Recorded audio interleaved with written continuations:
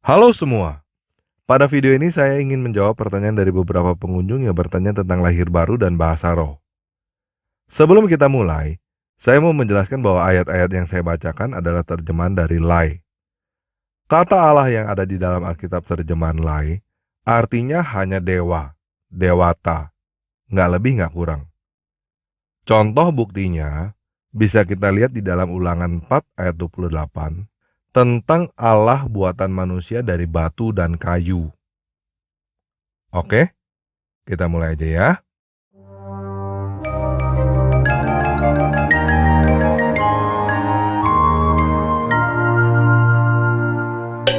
Di dalam Yohanes 3 ayat 3, Yesus berkata bahwa jika seseorang tidak dilahirkan kembali, ia tidak dapat melihat kerajaan Allah. Apa maksudnya dilahirkan kembali?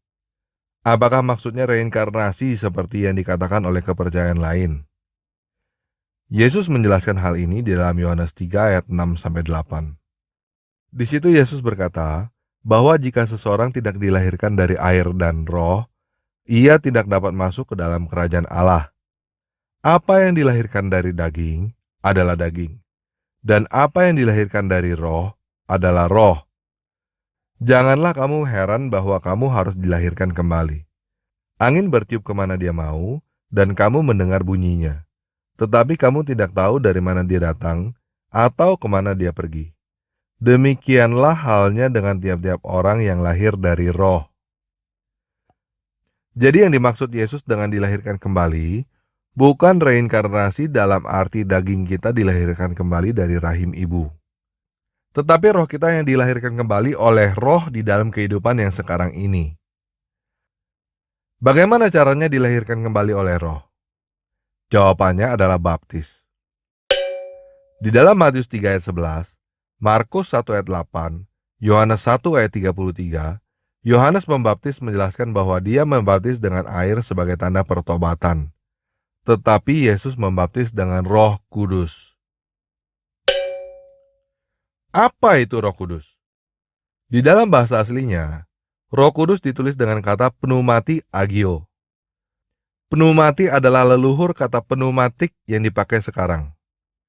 Pada dasarnya pneumati artinya angin atau semangat, wind atau spirit. Agio mempunyai arti kudus atau khusus. Jadi Roh Kudus secara literal artinya adalah semangat khusus. Yesus berkata di dalam Yohanes 14 ayat 15-21, "Jikalau kamu mengasihi aku, kamu akan menuruti segala perintahku.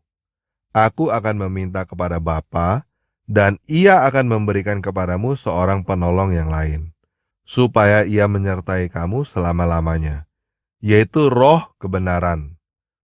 Dunia tidak dapat menerima Dia, sebab dunia tidak melihat Dia dan tidak mengenal Dia. Tetapi kamu mengenal Dia, sebab Ia menyertai kamu dan diam di dalam kamu. Aku tidak akan meninggalkan kamu sebagai yatim piatu. Aku datang kembali kepadamu. Tinggal sesaat lagi dan dunia tidak akan melihat aku lagi. Tetapi kamu melihat aku, sebab aku hidup dan kamu pun akan hidup. Pada waktu itulah kamu akan tahu bahwa aku di dalam Bapa-Ku dan kamu di dalam aku dan aku di dalam kamu. Barang siapa memegang perintahku dan melakukannya, dialah yang mengasihi aku. Dan barang siapa mengasihi aku, ia akan dikasihi oleh Bapa-Ku, dan aku pun akan mengasihi dia, dan akan menyatakan diriku kepadanya." Jadi kalau Roh Kudus tidak ada di dalam kamu memang gak akan kenal siapa Yesus Kristus. Gimana? Tuhannya Kristen kompleks ya? Begini, kamu aja kompleks. Bagaimana yang menciptakan kamu? Itu sebabnya, kalau tanya Tuhannya orang Kristen itu apa, itu udah salah pertanyaan. Pertanyaan yang benar Tuhannya orang Kristen itu siapa, bukan apa.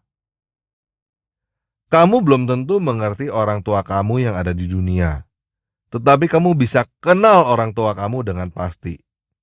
Begitu juga Tuhan yang ada di dalam Alkitab. Kamu belum tentu bisa mengerti, tetapi kamu pasti bisa kenal. Oke, kita lanjut ya.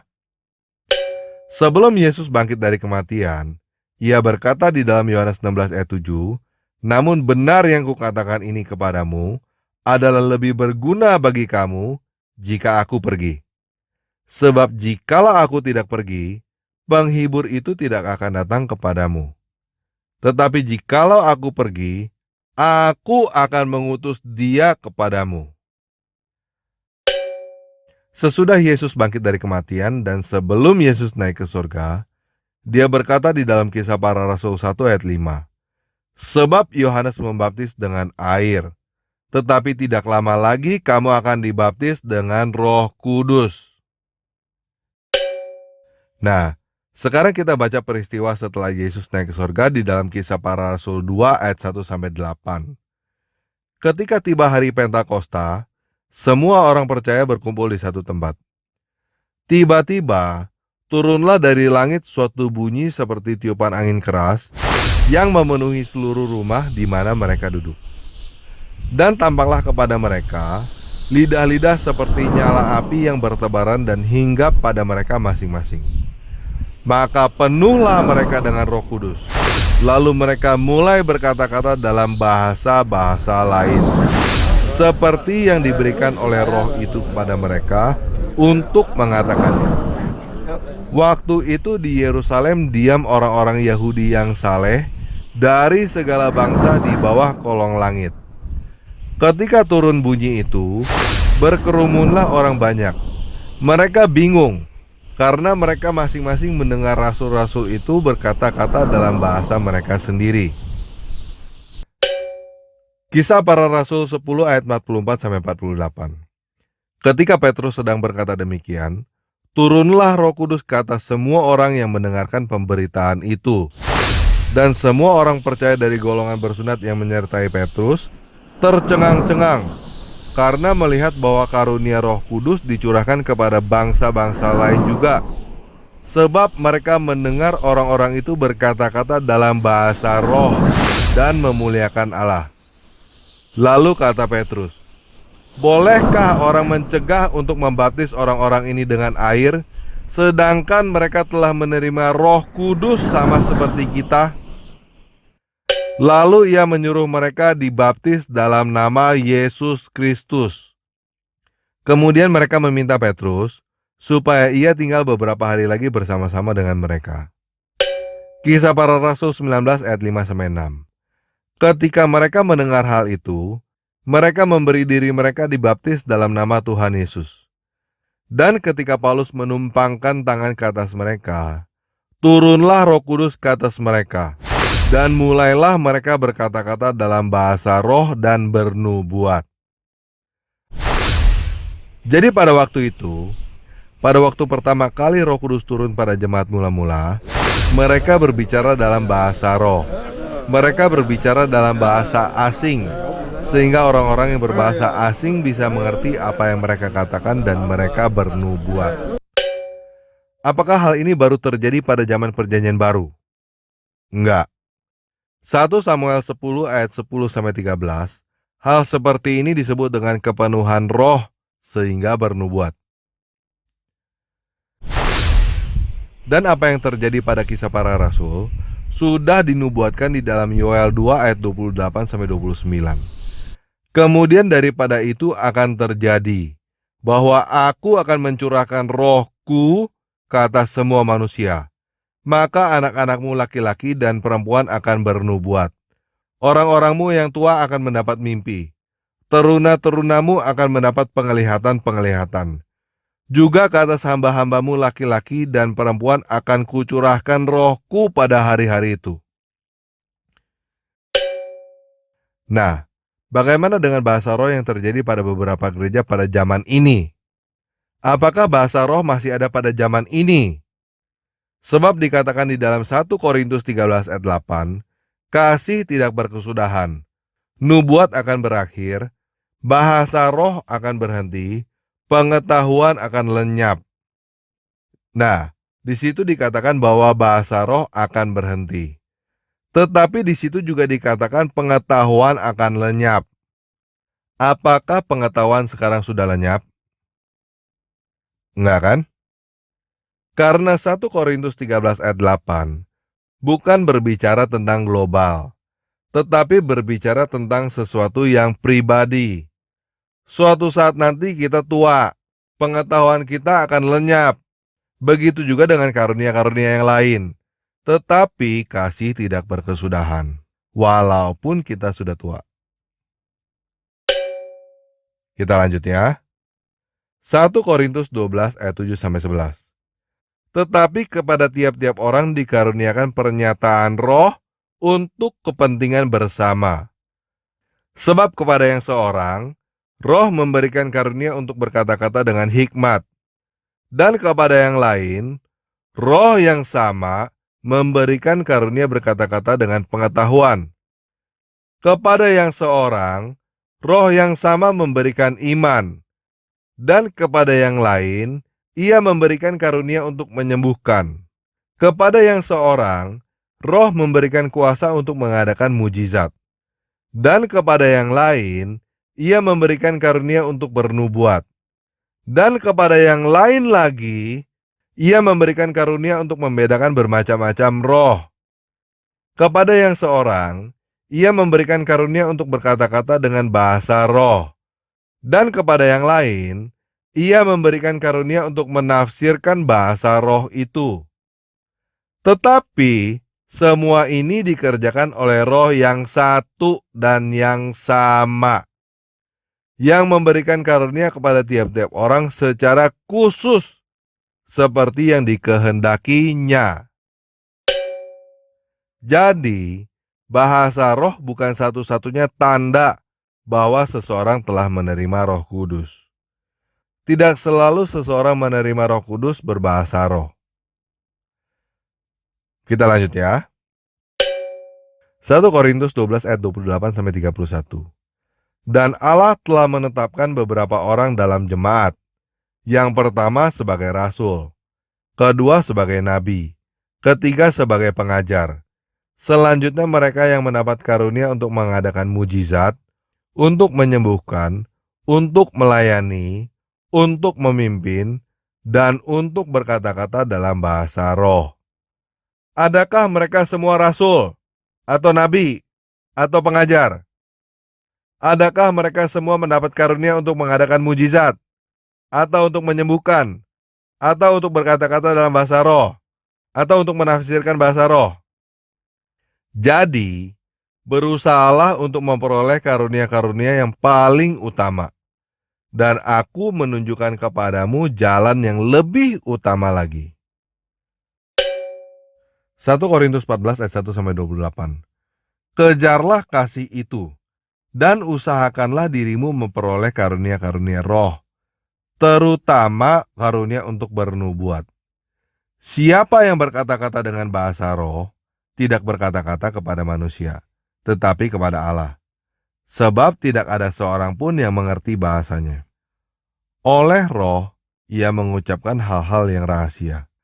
Tetapi siapa yang bernubuat, ia berkata-kata kepada manusia. Ia membangun, menasehati, dan menghibur. Siapa yang berkata-kata dengan bahasa roh, ia membangun dirinya sendiri. Tetapi siapa yang bernubuat, ia membangun jemaat. Aku suka supaya kamu semua berkata-kata dengan bahasa roh. Tetapi lebih daripada itu, supaya kamu bernubuat. Sebab orang yang bernubuat lebih berharga daripada orang yang berkata-kata dengan bahasa roh. Kecuali kalau orang itu juga menafsirkannya, sehingga jemaat dapat dibangun. Jadi saudara-saudara, jika aku datang kepadamu dan berkata-kata dengan bahasa roh, apa gunanya itu bagi kamu jika aku tidak menyampaikan kepadamu pernyataan Allah, atau pengetahuan, atau nubuat, atau pengajaran? Sama halnya dengan alat-alat yang tidak berjiwa tetapi berbunyi, seperti seruling dan kecapi. Bagaimanakah orang dapat mengetahui lagu Apakah dimainkan oleh seruling atau kecapi, kalau keduanya tidak mengeluarkan bunyi yang berbeda? Atau jika nafiri tidak mengeluarkan bunyi yang terang, siapakah yang menyiapkan diri untuk berperang? Demikianlah juga kamu yang berkata-kata dengan bahasa roh. Jika kamu tidak menggunakan kata-kata yang jelas, bagaimana orang dapat mengerti apa yang kamu katakan? Kata-katamu sia-sia saja kamu ucapkan di udara. Ada banyak, entah berapa banyak macam bahasa di dunia. Sekalipun demikian, tidak ada satupun di antaranya yang mempunyai bunyi yang tidak berarti. Tetapi jika aku tidak mengetahui arti bahasa itu, aku menjadi orang asing bagi dia yang menggunakannya, dan dia orang asing bagiku. Demikian pula dengan kamu. Kamu memang berusaha untuk memperoleh karunia-karunia roh. Tetapi lebih daripada itu, hendaklah kamu berusaha untuk menggunakannya untuk membangun jemaat. Karena itu, siapa yang berkata-kata dengan bahasa roh, ia harus berdoa, supaya kepadanya diberikan juga karunia untuk menafsirkannya. Sebab, jika aku berdoa dengan bahasa roh, maka rohkulah yang berdoa, tetapi akal budiku tidak turut berdoa. Jadi apakah yang harus kuperbuat? Aku akan berdoa dengan rohku, tetapi aku akan berdoa juga dengan akal budiku. Aku akan menyanyi dan memuji dengan rohku, tetapi aku akan menyanyi dan memuji juga dengan akal budiku. Sebab, jika kamu mengucap syukur dengan rohmu saja, bagaimanakah orang biasa yang hadir sebagai pendengar dapat mengatakan amin atas pengucapan syukurmu? Bukankah ia tidak tahu apa yang kau katakan? Sebab, sekalipun ucapan syukurmu itu sangat baik, tetapi orang lain tidak dapat dibangun olehnya. Aku mengucap syukur kepada Allah bahwa aku berkata-kata dengan bahasa roh lebih daripada kamu semua. Tetapi dalam pertemuan jemaat, aku lebih suka mengucapkan 5 kata yang dapat dimengerti untuk mengajar orang lain juga, daripada beribu-ribu kata dengan bahasa roh. Saudara-saudara, janganlah sama seperti anak-anak dalam pikiranmu. Jadilah anak-anak dalam kejahatan, tetapi orang dewasa dalam pemikiranmu. Dalam hukum Taurat ada tertulis, oleh orang-orang yang mempunyai bahasa lain, dan oleh mulut orang-orang asing aku akan berbicara kepada bangsa ini. Namun demikian mereka tidak akan mendengarkan aku, firman Tuhan. Karena itu, karunia roh adalah tanda bukan untuk orang yang beriman, tetapi untuk orang yang tidak beriman. Sedangkan karunia untuk bernubuat adalah tanda bukan untuk orang yang tidak beriman, tetapi untuk orang yang beriman. Jadi, kalau seluruh jemaat berkumpul bersama, dan tiap-tiap orang berkata-kata dengan bahasa roh, lalu masuklah orang-orang luar atau orang-orang yang tidak beriman, tidakkah mereka akan berkata bahwa kamu gila? Tetapi kalau semua bernubuat, lalu masuk orang yang tidak beriman atau orang baru, ia akan diyakinkan oleh semua dan diselidiki oleh semua. Segala rahasia yang terkandung di dalam hatinya akan menjadi nyata, sehingga ia akan sujud menyembah Allah dan mengaku, sungguh Allah ada di tengah-tengah kamu. Jadi bagaimana sekarang saudara-saudara? Bila mana kamu berkumpul, hendaklah tiap-tiap orang mempersembahkan sesuatu. Yang seorang mazmur, yang lain pengajaran, atau penyataan Allah, atau karunia bahasa roh, atau karunia untuk menafsirkan bahasa roh, tetapi semua itu harus dipergunakan untuk membangun. Jika ada yang berkata-kata dengan bahasa roh, biarlah 2 atau sebanyak-banyaknya 3 orang, seorang demi seorang, dan harus ada seorang lain untuk menafsirkannya. Jika tidak ada orang yang dapat menafsirkannya, hendaklah mereka berdiam diri dalam pertemuan jemaat, dan hanya boleh berkata-kata kepada dirinya sendiri dan kepada Allah. 1 Korintus 14 ayat 39-40. Karena itu saudara-saudaraku, usahakanlah dirimu untuk memperoleh karunia untuk bernubuat, Dan janganlah melarang orang untuk berkata-kata dengan bahasa roh. Tetapi segala sesuatu harus berlangsung dengan sopan dan teratur. Jadi, bagaimana dengan beberapa gereja yang mengajarkan bahasa roh? Apakah benar itu adalah bahasa roh? Maksudnya apakah mereka bukan cuma mengada-ngada ngedumel gak jelas? Saya mau jawab begini, saya nggak tahu. Mungkin beneran, mungkin cuma mengada-ngada. Yang tahu cuma dia sama Tuhan. Yang pasti, bahasa roh bukan satu-satunya karunia Roh Kudus. Masih banyak karunia roh yang lain, dan salah satunya adalah nubuat. Yang saya tahu adalah karunia saya sendiri. Karunia roh yang diberikan kepada saya bukan bahasa roh yang orang lain tidak dapat mengerti. Tetapi, bahasa roh yang orang lain tidak dapat mengerti bukan berarti itu bukan bahasa roh. Begini, ini seperti pengalaman yang susah untuk dijelaskan. Kalau kamu ditanya bagaimana rasanya coklat, kamu juga susah menjelaskannya kan? Apalagi kalau menjelaskan ke orang yang belum tahu apa itu coklat. Jadi begini aja deh, mendingan kamu sendiri yang mengalami karunia Roh Kudus. Jadi kamu bisa tahu sendiri, bukan dari kata orang lain. Bagaimana? Mau gak? Yesus berkata di dalam Lukas 11 ayat 13, "Jika kamu yang jahat tahu memberikan pemberian yang baik kepada anak-anakmu, apalagi Bapamu yang di sorga, Ia akan memberikan Roh Kudus kepada mereka yang meminta kepadanya." Jadi caranya cukup sederhana. Kamu tinggal menerima Yesus dan berdoa minta Roh Kudus kepada Bapa di dalam nama Yesus Kristus. Gimana? Mau gak?